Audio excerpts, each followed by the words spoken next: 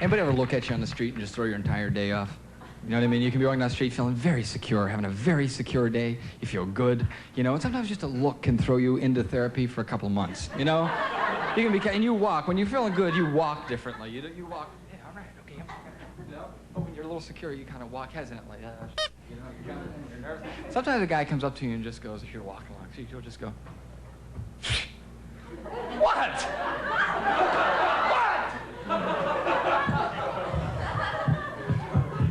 Because you try and be cool. You know, when I was a kid, I always wanted to be cool like the guys on television. I wanted to be cool like John Garfield and Jimmy Cagney and those guys. They were really cool guys. They always had it under control, you know? Jimmy Cagney lost it a little bit in White Heat, but outside of that, he was generally a pretty cool guy, you know?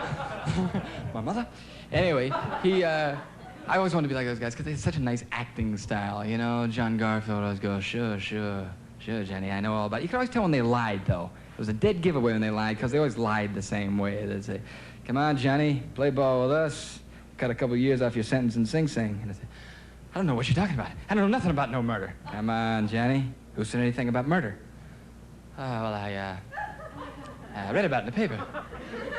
Yeah, sure, that's it. I read about it in the paper. It was in the paper, and I read about it there. That's all. It was in the paper, and I just read about it there.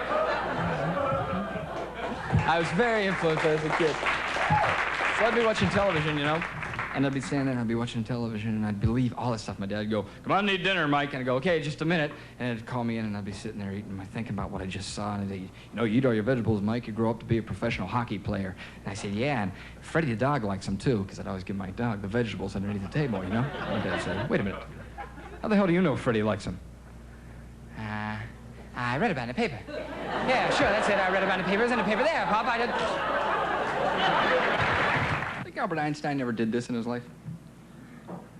Let's go out and kick a little ass. Here's the women. Relativity, I get to it. Don't worry about it. Yeah. I moved recently. I've been moving. I moved down near the beach, down around Venice, you know, that area. Nice little community, you know. I'm from, and I'm very unfamiliar with the ocean and anything having to do with the ocean. I'm from Pittsburgh, and there's very little marine life in Pittsburgh, you know. An occasional Chevy at the bottom of a river is about it. You know? I gotta read something. I gotta do this. Okay. Remember Bazooka Joe bubblegum? Yeah. Let's see if I got it here. Yeah, still got some. Bazooka Joe bubblegum. Now, I'm sorry. I don't care if you're the president of a corporation. You can be Alexander Haig, and you can't not read these. You know, you can't throw this. This is something you just don't do this. You just don't put Bazooka Joe in your mouth and throw the thing away. No one in the world does it. You know, you can go, AWACS? Yeah, I say we send them, just a minute here. You know, you can't do it. You can't put it down. Now, I read this today, and I got to tell you, this is very funny. I'm sorry, this is just a very funny thing. Do you know, are you familiar with the characters? Bazooka Joe, the turtleneck footer over here, like that, you know? I could never understood how Bazooka Joe, he always had a lot of food on his sweater because it never got through. You know? And then Tubby, they're standing here, okay? Here it is. And I'll just read it to you. Now, you might not laugh, but I think this is very funny. He says, Bazooka Joe has a clock in his hand, you know? And Tubby says, what are you doing, Bazooka Joe? And he says, I'm throwing a clock out the window. And he says, why? And Bazooka Joe says, I wanted to see time fly. Okay? All right, now wait a minute. Okay, now wait a minute. Tubby says to him, time, Bazooka Joe? It's a rather ethereal subject, isn't it?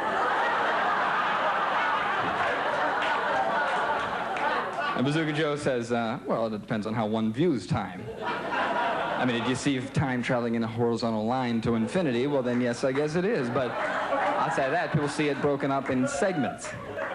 And then Tubby comes back with, I think, something pretty clever. Tubby comes back and says, yes, but wasn't it Eugene O'Neill who said, weary am I of the tumult, sick of the madding crowd, longing for far sea places where the soul may think aloud. And then Bazooka Joe looks at him and goes, hey, sorry I f***ing asked, okay?